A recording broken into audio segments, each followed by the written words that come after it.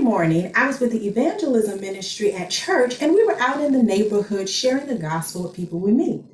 The evangelism team and I look up, and we see Pastor running with this young man.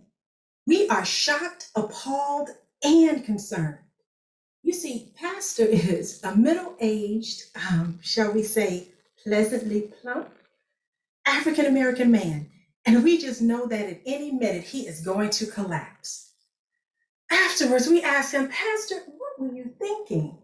He said he asked the young man if he could speak to him, and he said, sure, if you run with me. Pastor said he knew in that moment that that young man mattered, so he took off. Next day, I was at church on the phone line, and I answered a call from an elderly lady. Hello, may I speak with someone at the church? Yes, ma'am. How can I help you? I am just calling because yesterday my grandson, he met a man who ran with him, and my grandson accepted Christ. And I just wanted to call the church and say thank you.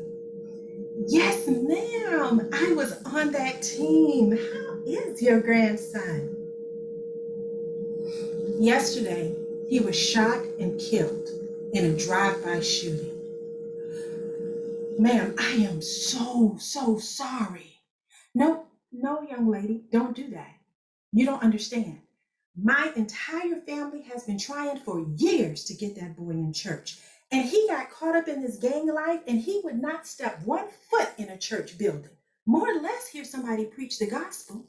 But yesterday, he met a man who ran with him. And so he listened.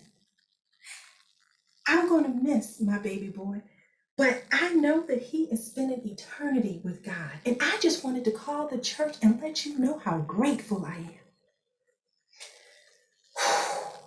That experience happened about 15 years ago, and it stuck with me.